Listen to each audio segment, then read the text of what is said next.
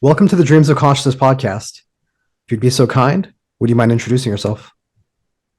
My name is Wino, and I'm a guitar player, singer in The Obsessed. The Obsessed and a number of other projects over the years, some of which I've seen, like Spirit Caravan. I should also mention that you're in The Hidden Hand and Shrine Builder. Would you say that you're associated with any particular style of music? People call it doom, but the reality is, I think that's just because people need a reference. I like to call it hard rock, or for lack of a better term, hope rock. Really, Hope rock. And why hope rock? well, because there's got to be a silver lining. I mean, with my music in particular, I like to have an uplifting part to it. I mean, yeah, when I sang in St. Vitus, that's pretty down and dirty. There might not have been that much uplifting stuff there. That's doom rock. The Obsessed is a little bit different. Uh, can you tell me a little bit why The Obsessed is different musically from St. Vitus? I think that with St. Vitus was St. Vitus. St. Vitus was a very important and a seminal band, in my opinion. St. Vitus was slow, bleak, primitive, and angry. I think that we always considered ourselves a punk rock band, even though we played slow because of our attitude. The Obsessed is more of a. Well, I think that without trying to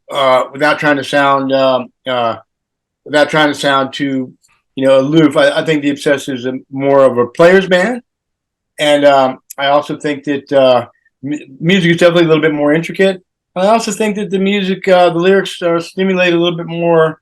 Hopefully, stimulate a little bit more thought than just pleading the case for being a drug addict or an alcoholic. Right.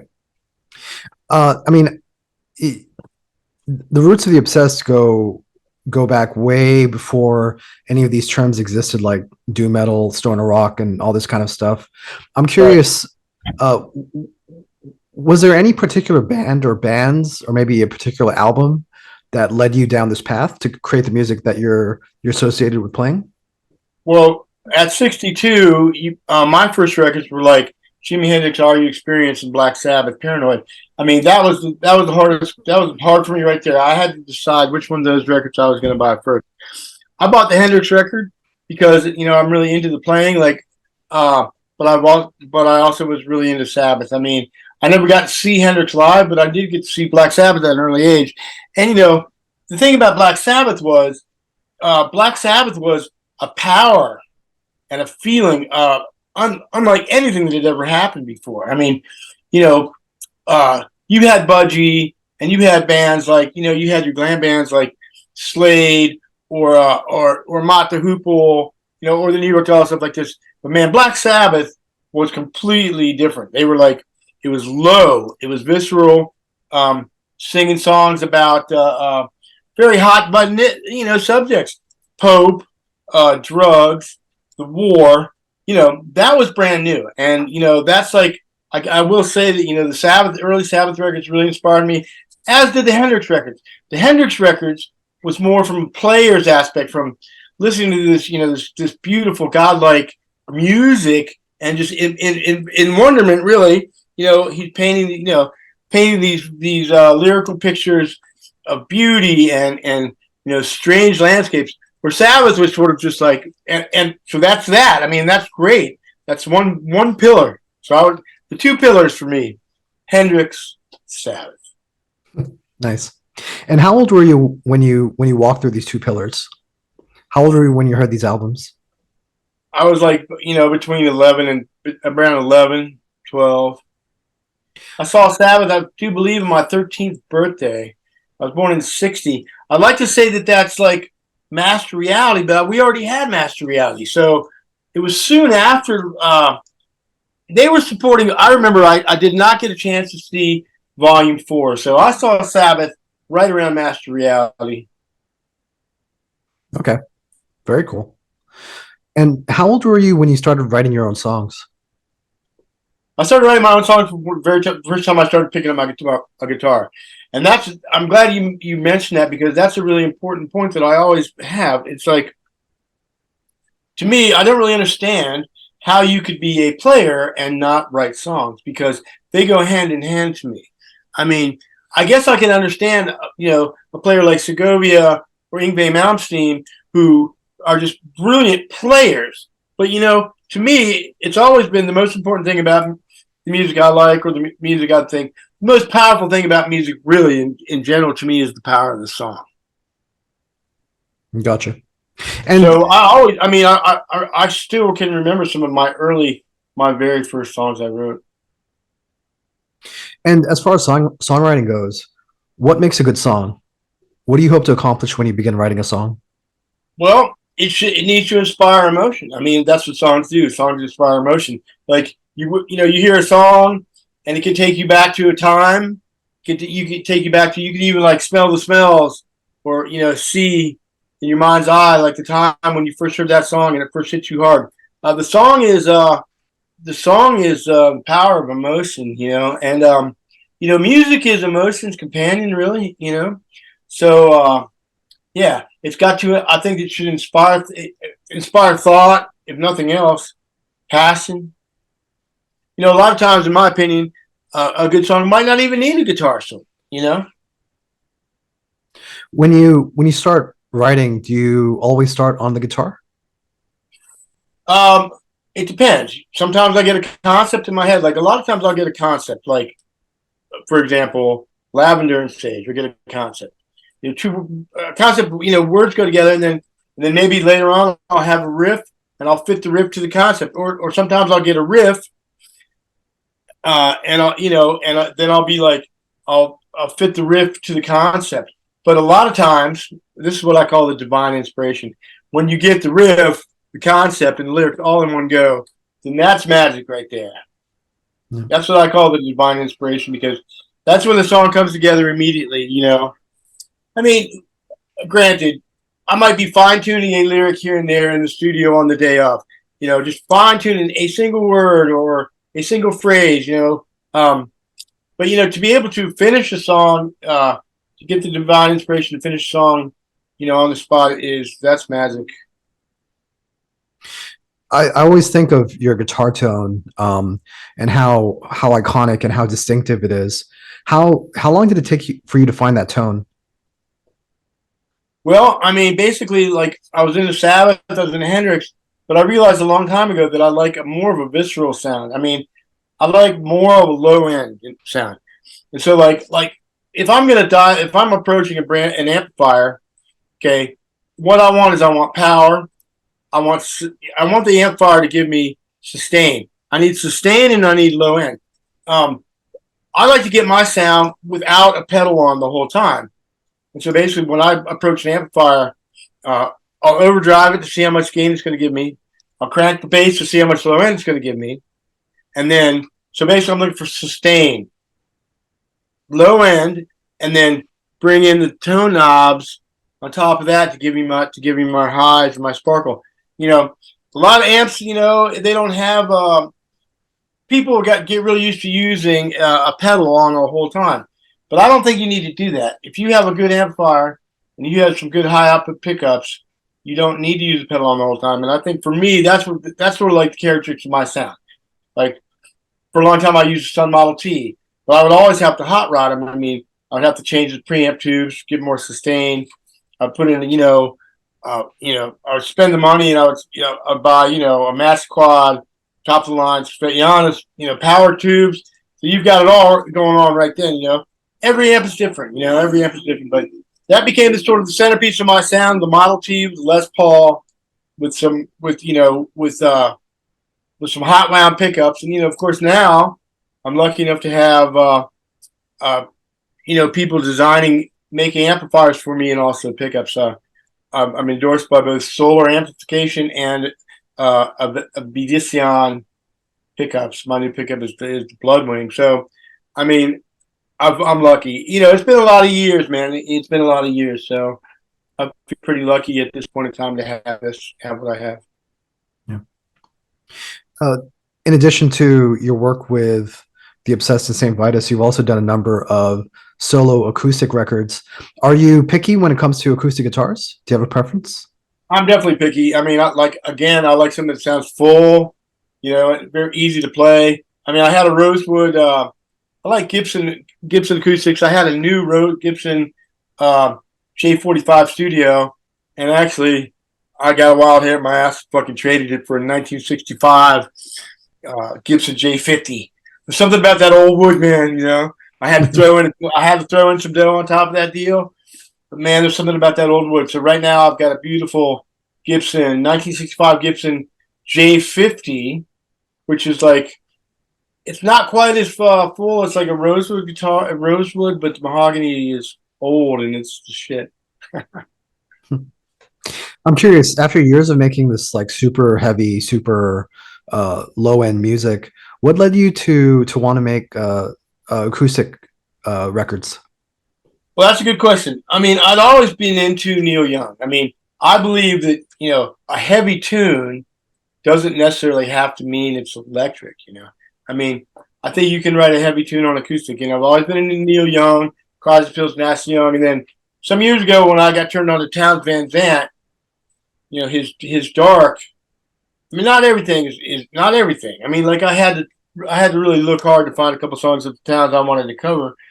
But in my opinion, one of his songs called a song for dot dot dot like a song for empty dot dot dot.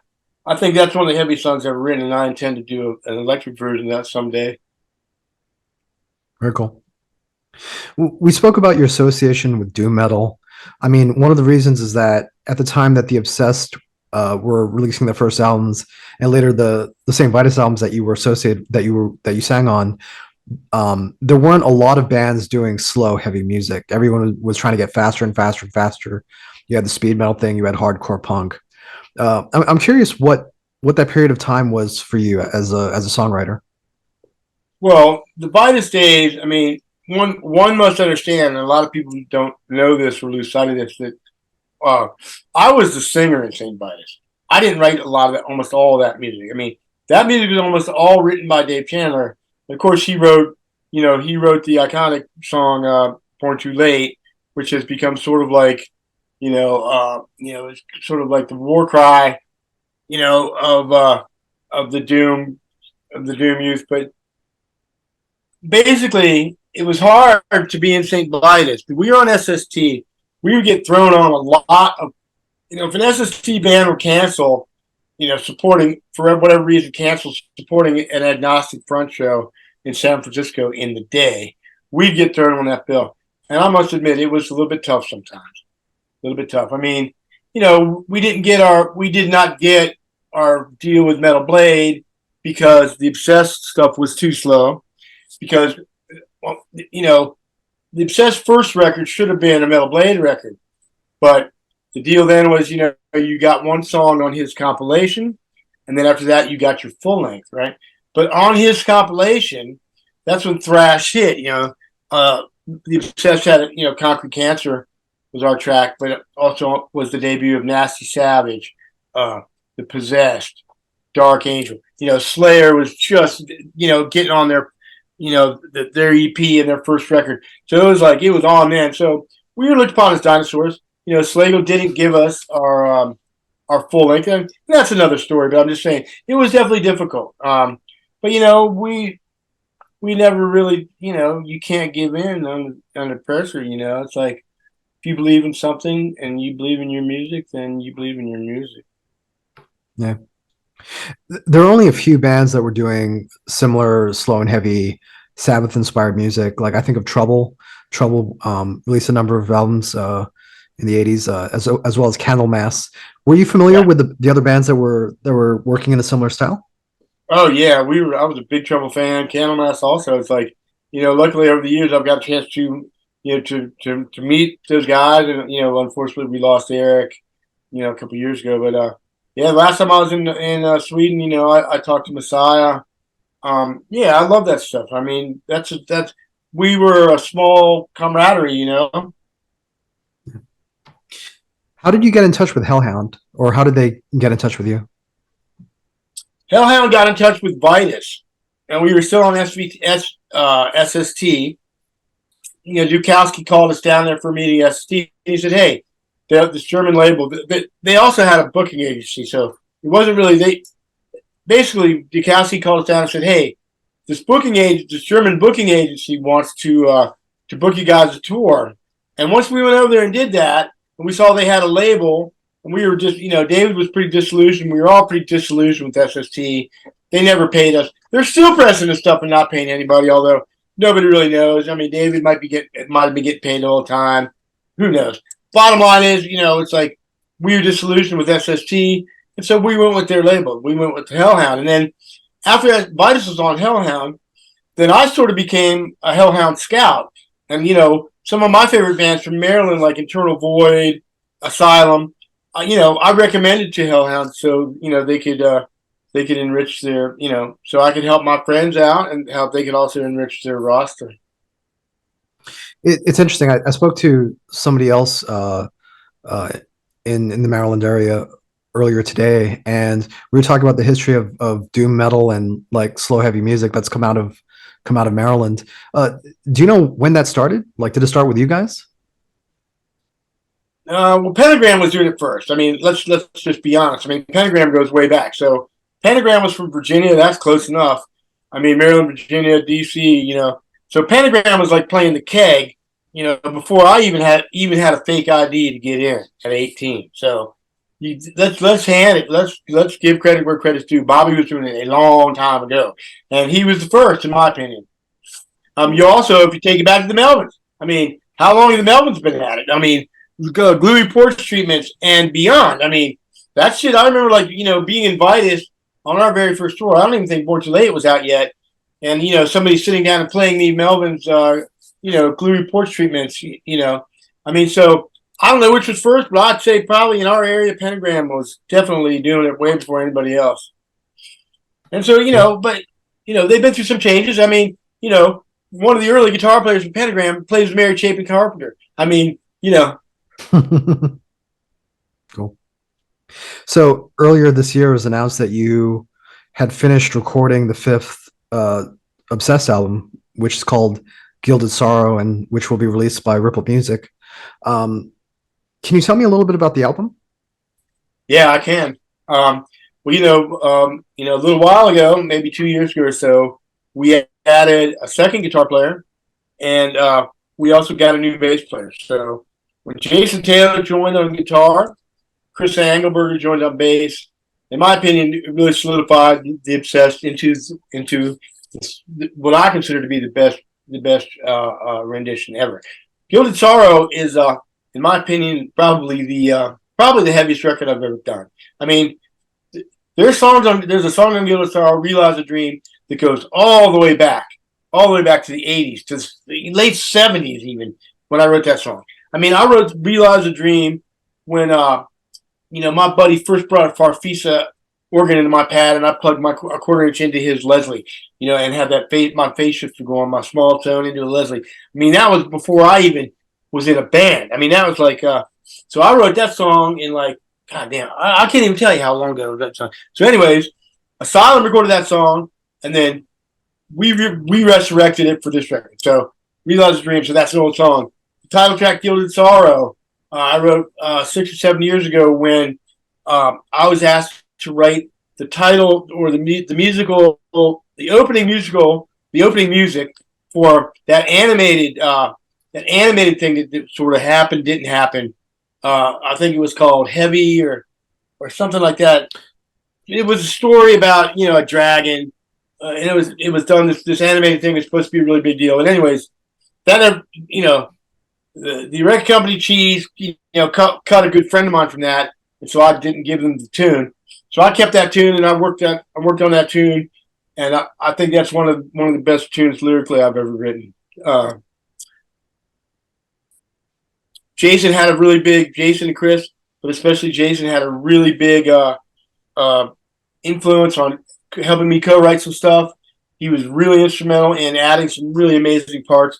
The record runs together sort of as a piece, and it runs the gamut. I mean, there's a rock and roll tune on there, a hard rocking tune, about a pretty down and dirty tune, about a meth cook who gets ripped off. Jaylene is a song. There's fucking there's some very, very personal music on there, some of which has elicited some amazing and uh, spiritual happenings that I can't even begin to describe. Um, it's just an incredible record. Oh, I'm proud of it. Really proud of it. I'm curious if your method of songwriting has changed at all over the years. I'll tell you what, you give that a listen and you tell me. Okay. But I mean, is it when you sit down with your guitar and you start coming up with riffs, are you using a computer at all? Do you use a 4 track or anything like that? Man, I'm still in. If I'm going to record something, I'm still in garage band phase. But you know what, man? It's like I don't really need to do that. Like Jason's really good at that. Like when Jason comes over, we demo the new record. You know, when Jason comes over, he lays down a drum beat. He likes to do that. I mean, so we did that. But I mean, I don't need that to write a song. But you know, with two guitars and working out some lyrical stuff. I mean, it was nice to be able to do that. And so, he'll come out and he'll engineer that. We'll lay down a drum track. I'll tell him, I'll literally hum him a track like, that. I'll give him a verbal of what it should be. He'll chart it, and we'll start laying it down. And like I said, the record flows together, sort of like one piece. It only stops, where it needs to stop for a couple seconds for like one or two songs. The rest of it runs together. And we did redo the song Yen Sleep, which was off Incarnate, the first song in Incarnate. I made sure to keep that contractually open because I never felt like we did that song justice. Now I think we did that song justice. I mean, Sod and Jackal on Sacred, I didn't feel that the single version did that song justice.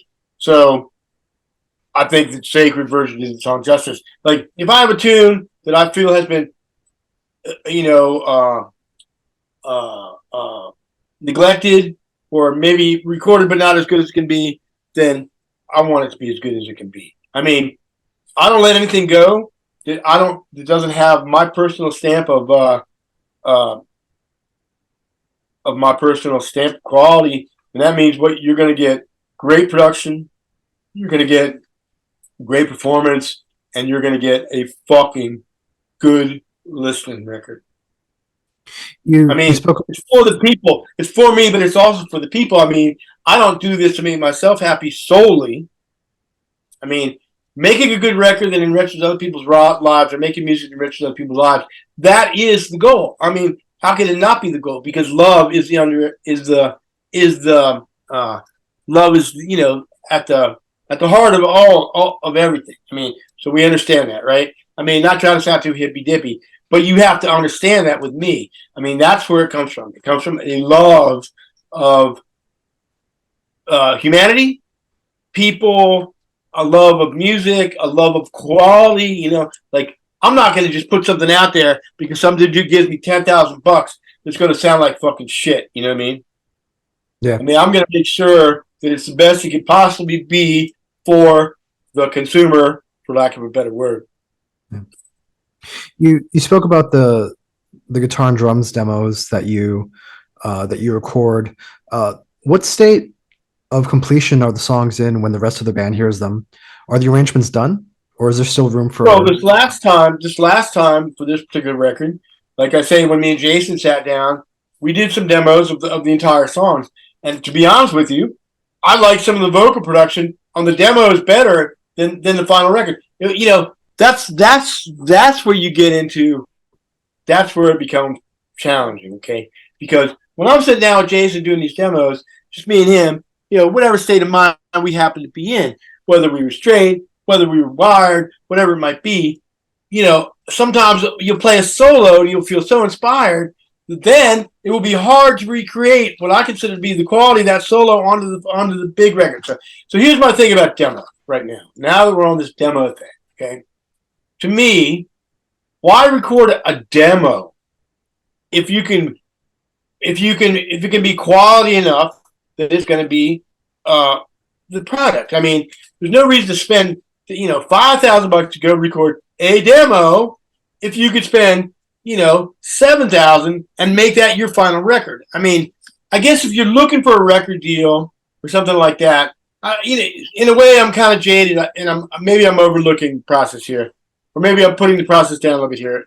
If you're looking for a record deal or something like that, I guess that's really important. But I'm lucky enough at this point in my career where I don't have to demo for my label. I mean, my label believes in me enough to where they don't ask for a demo. They just give me, they give me what I need, and and we take it from there. So in a way, I'm lucky. But so yeah, um, I guess demoing is important. But I mean, it's much easier these days to do something like that. I mean, I don't know if I answered your question. That I'm sorry, I was rambling a little bit there. No worries. I'm just curious how much input the rest of the band has once they hear your songs. Oh, well, it really depends. I mean, we all live in different states, so it's like when we get together a demo, me and Jason, or whatever, we're trying to flesh the song out. I mean, we definitely send it around, and everybody has their opinions. Uh, Brian will come in and he'll put his, we just lay down a basic drum beats. Brian will come in and he'll put in the beats he hears in his head, or we'll all make suggestions. We all work together and make suggestions, but yeah, everybody has their say for sure. It's definitely a democracy. You recorded the album with Frank Marchand at Waterford Digital. You worked with Frank before on the Sacred album. What do you like about working with Frank? He also did. He also did. Forever Young. Yeah, he also did "Forever Gone," my solo record. Frank is. He's got an amazing knowledge. He's got an amazing command of the digital realm, but he's got an amazing collection of analog stuff. In other words, it's like a Les Paul orgy. He's got you can have a snare drum for every tune, basically. You know what I mean? A different snare drum for every tune. So he's got this incredible command of the digital realm, but he's also got an incredible command of his gear. He's amazing. He's also an amazing live front of house guy. So he's done live sound enough to where he's got a really he's one of these people that can walk into a room, troubleshoot the PA, run your fucking sound, and then record your record. He's just amazing. I mean, I really don't know any other way to put it, really. What would you say he brought to the sound of the album? He's one of these guys that, one of the best attributes an engineer producer can have is to pull performance out of the artist without pissing you off. That's a fine line. And Frank and me, we understand each other in that way. Like, I'm the kind of guy, like, it takes a lot for me to get really mad. Like, for me to get really mad at somebody, I mean, they have to be just a straight up fucking cocksucker, straight up asshole right out of the gate. You know what I mean? You know what I'm saying? It's like, I have a lot of push and pull. Like, I can tell if Frank, it's nothing personal. Like, to be honest with you, Frank and Jason kind of butted heads right away. And on the second day going in, Jason was a little upset. And I said, well, I'm going to say something to Frank when we get in there because I think he's hammering you a little hard.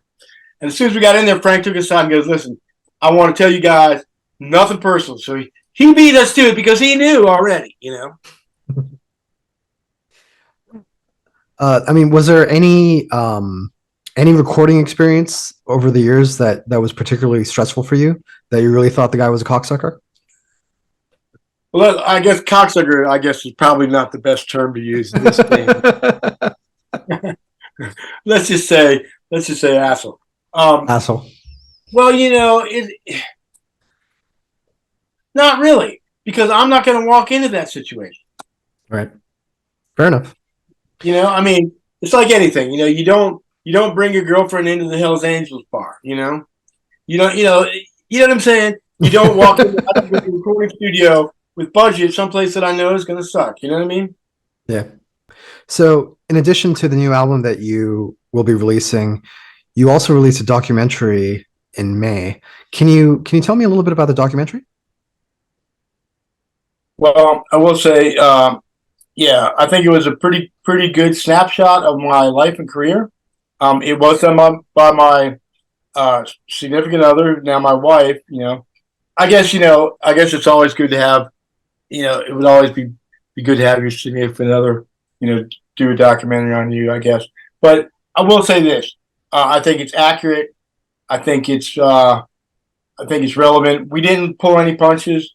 I mean, there's something that's down and dirty. I mean, I think it is a true representation of my career and my life, and I think it was really well done. I'm happy with it. People seem to be liking it. I mean, we debuted it in Woodstock at this old theater, and a lot of people came out. And it was really pretty amazing, really. When did the idea of the I mean, documentary? well, it was really, the person who made the documentary, Shirley Passes. I mean, it was her, it was a personal goal of hers. I mean, as a fan of the music, as a fan of the philosophy, and as a fan of me, I mean, she made what I consider to be a really kick-ass, accurate documentary on my life and career, solely by herself. I mean, she did she did everything by herself, and so I think she did a kick-ass job. I mean, I think it was cool. It was her vision, and it was her project, and so yeah. I mean, what can I say? It's about me, so it's a little bit hard for me to I mean, I don't really, I'm not sure if I've answered the question or not, but No. That's a good answer. I mean, I'm curious when the idea of the documentary came about. Like when you guys started planning this. she'd had the idea, like, before we even started dating. She was a fan of the music. Like, we started dating, and then it sort of took shape because we were together all the time, And so basically, I had a friend of mine, Matt Jackson from Jackson Custom Choppers in Austin, Texas. Jackson Cycle. And basically, I took my 1964 Harley Davidson Panhead chopper down to Texas because, first, I love Texas. Second of all, I really dig Matt and his work. And so he agreed to do some fabrications on my motorcycle for me, help me put it back together, and have it painted, right? So it took a couple trips back and forth from New York State, where we live, to Austin, but we did it driving. So Charlie came up with the idea that on the way to do the motorcycle, on the way to drop off the motorcycle on the way back, why don't we try to interview people, my friends and fellow musicians that lived along that path, which is pretty much everybody. So basically, for the first person we left in Maryland, we talked to Bobby. We hit North Carolina, we talked to Dixie and Shep. We hit Louisiana, we talked to Bauer. We get to Texas, we talked to Brittany and Henry. Henry Vasquez from Drummer's Vitus, Brittany Elliott, tattoo friend. We get to Austin, get to the shop, we talk to Matt. And Matt's been around a long time, but Matt is a motorcycle guy, but he's also a music fan. Like, I met Matt when he came down to see me and Scott Kelly doing our acoustic thing way back when we were still on Volcom, and or I just released something on Volcom and showed Kelly, and then we had some deal with that car company with Scion, and they gave us a car and we did an acoustic tour, me and Kelly just driving. So Matt came down to see me way back then because he loved my Towns Van Zandt cover and he loved some of my originals. So the music tied everything together. So we made a couple trips back and forth to Austin to deal with the motorcycle, and culminating in me picking it up, and bringing it back. But I mean, that was the whole premise, and I think it worked. That's great. So at the time we're having this conversation, you have a European tour planned for September and October. Do you want to say anything about that? It's pretty comprehensive. We're going to be going to like Poland, Lithuania. I think we're playing UK shows, German shows again, and a lot of other countries. So that's good. That should be really cool. Basically, hitting the countries that we didn't have hit on our last tour. The record, I'm not sure if the record will be out yet, but the record's probably going to be out in February 2024. And if you can always, you can stay up to date on the Obsessed tour dates by going to my personal site, which is new-terms.com, or follow the Obsessed Official on Instagram and Facebook. Yeah, and if I can plug the DVD if you want to. If you want to watch the documentary online, you can go to bit.ly/New Terms Productions. If you want to order it on DVD, wino-art.com. The wino-art.com is also my personal art site where I sell a lot of paintings and stuff. And I was able to luckily sustain myself and Charlie by having the art site during the whole bloated thing. Yeah. I'm curious, when did you start creating artwork? Is this something that's been lifelong for you? It's been lifelong. I was always a little bit. I'm a little bit self. Uh, uh, I wasn't as confident about my art as I was my music, but it's luckily. I mean, a lot of people encouraged me, and I think that basically it's pretty weird. I definitely know who like my most twisted fans are by the stuff they buy. But it also allows me to get in a couple punches here and there. On hot button stuff or like establishment. I Yeah. mean, we're fighting a big fight right now, if you want to call it a fight. I mean, we're in a crucial time right now, so my artwork is one way that allows me to elaborate on the crisis that we're in. Yeah. And what to do about it and comment on it, etc. So. Yeah. What mediums do you usually work in? On the documentary, there's some scenes of you drawing with metallic ink. Yeah, I use metallic ink. I use paint. I use alcohol ink. Pretty much anything. I mean, I did a piece. I did a portrait of my wife in black toothpaste. It took 2 years to dry, but it's pretty cool. Hey, bring that toothpaste picture. That's awesome. I'll get her to bring it up if she can, but bring that black toothpaste picture. Yeah, so you know what I mean. It's like I feel like inspired by everything, really. Like in my opinion, the world is your canvas, and we have a saying here in this house: "It's creator guy." Yeah. Right on. And so the artwork that people buy from you, these are original pieces, right? Not prints? They're original pieces. I don't do prints of anything. And sometimes I frame. Most of the time, I frame them, and sometimes I do work on the frame. I mean, I think it's a piece of me, and it's not something like corporate or J-Man. Here's the black. This is the black Hello toothpaste portrait that I did of my wife. That's very cool. Took 2 years to dry. Right. Still like a little bit touchy. But anyways, yeah. I mean, yeah, they're all original. Yeah. I photograph them, so I have a photographic catalog of them. I guess if the digital world goes away, then I won't have that catalog anymore. But yeah, it's personal stuff, and I appreciate the people that buy it. And so you told people how they can order the documentary, and you also gave a tentative release date for the album. Is there anything else you want people to know about? Well, I just wanted to say thank you to all of them, the obsessed fans and stuff that are coming out to shows. I appreciate you hitting up our pages, and I appreciate all the comments. It's like it's a lot of work, but we do it for you, straight up. And so, thank you. Very cool. Thank you so much, Wina. You're welcome.